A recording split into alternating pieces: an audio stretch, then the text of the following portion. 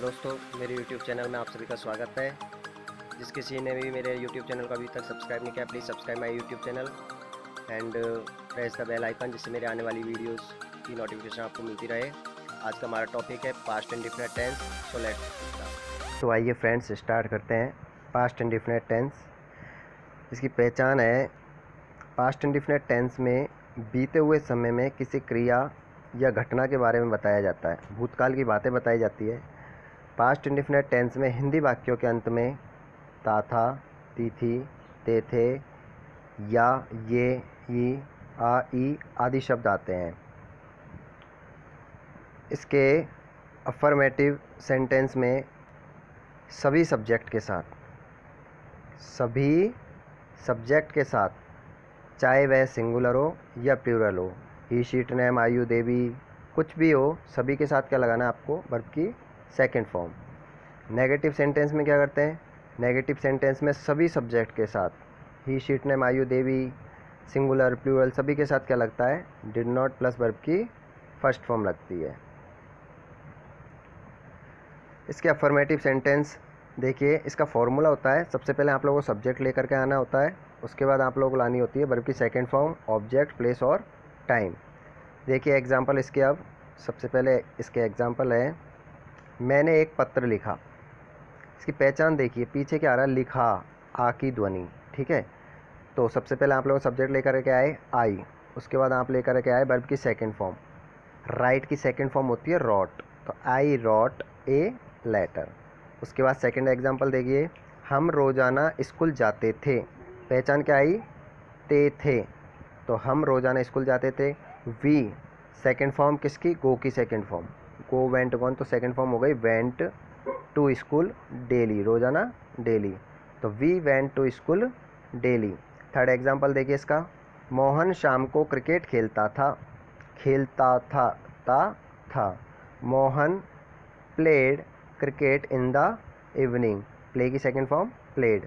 Fourth example देखिए, मैंने तुम्हें पढ़ाया।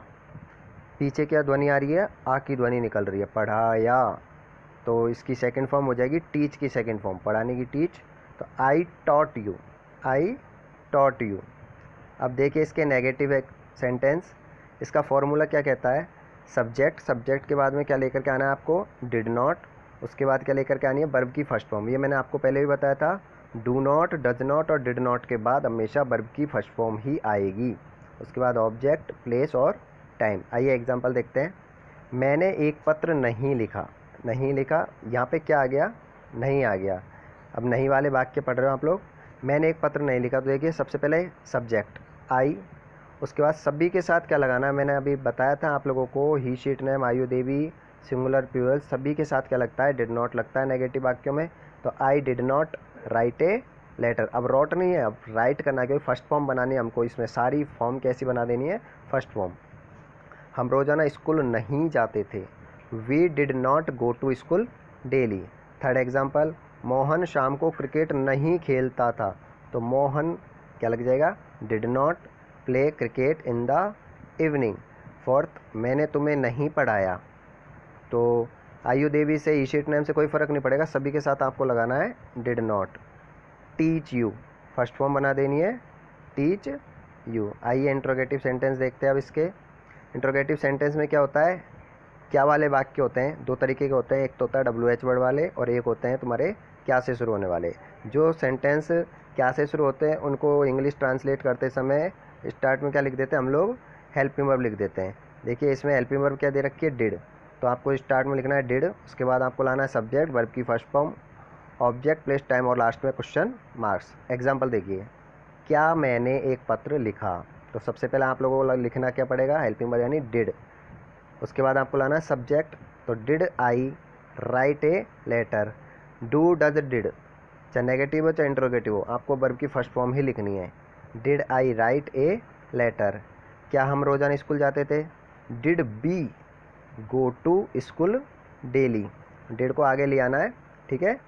थर्ड देखिए, क्या मोहन शाम को क्रिकेट खेलता था? Did Mohan play cricket in the evening. क्या मैंने तुम्हें पढ़ाया? तो डिड आई टीच यू।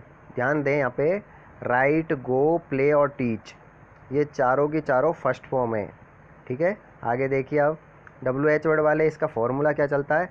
सबसे पहले आप लोगों को लेके आना होता है WH वर्ड जो हिंदी वाक्यों के बीच में आएंगे, क्या, क्यों, कब, कैसे, ठीक है।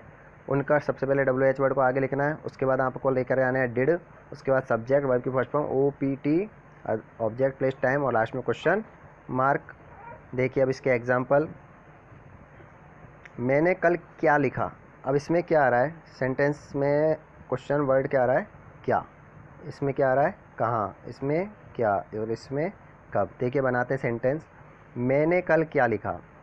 वाट, मैंने आपको बताया था आप लोगों के क्या वाले जो सेंटेंस अभी इससे पहले पढ़े थे, हेल्पिंग वर्ब से शुरू होने वाले, उसके आगे बस WH वर्ड और लिख देना है, आपको कुछ नहीं करना है। देखिए क्या की मीनिंग मैंने लिख दी है, वाट। उसके बाद में हेल्पिंग वर्ब से शुरू होने वाले वो फॉर्मूला काम आएगा यहाँ पे, डिड आई राइट यस्टरडे, बीता हुआ कल, यस्टरडे आने वाला कल, टुमारो। यह ध्यान रखना। हम रोज़ाना कहाँ जाते थे, तो सबसे पहले कहाँ की मीनिंग लिखोगे, वेयर। हेल्पिंग वर्ब आ जाएगी अपनी डिड, उसके बाद subject we go daily, did we go daily. उसके बाद है आप लोगों के मोहन शाम को क्या खेलता था, तो क्या की मीनिंग लिखोगे, वाट।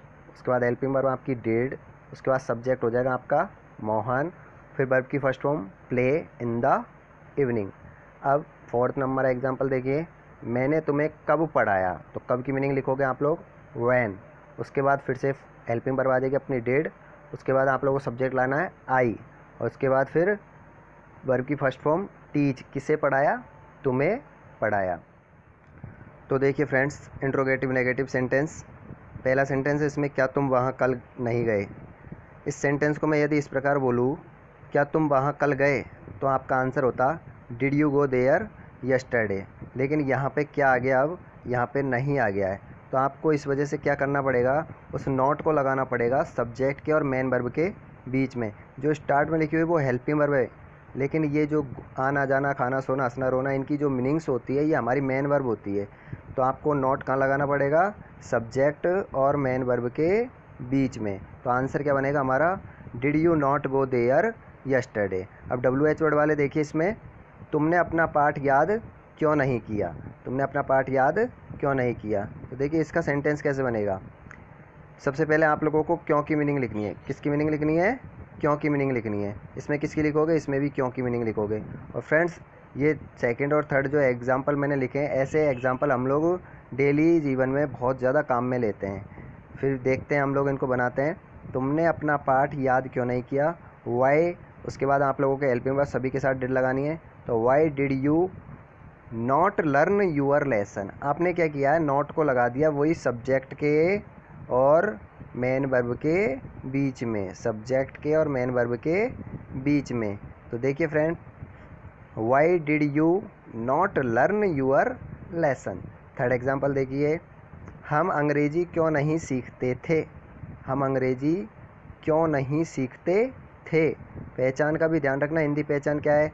जैसे फर्स्ट एग्जांपल में तो ए की ध्वनि निकल रही है, सेकंड एग्जांपल में आ की ध्वनि निकल रही है, किया, है ना। और थर्ड एग्जांपल में ते थे, ता था, ते थे, ती थी, ऐसे एग्जांपल है ना। देखिए ऐसी पहचान। हम अंग्रेजी क्यों नहीं सीखते थे, तो वाई। उसके बाद आप लोगों को लेके आना है हेल्पिंग वर्ब डिड, उसके बाद वी सब्जेक्ट आ जाएगा, और नॉट लर्न, नॉट को कहाँ लगाना है, सब्जेक्ट के और मेन वर्ब के बीच में। तो why did we not learn English. Thanks for watching my videos. अब नेक्स्ट वीडियोस में हम लोग पढ़ेंगे past continuous tense. Hold me close till I get up. Time is barely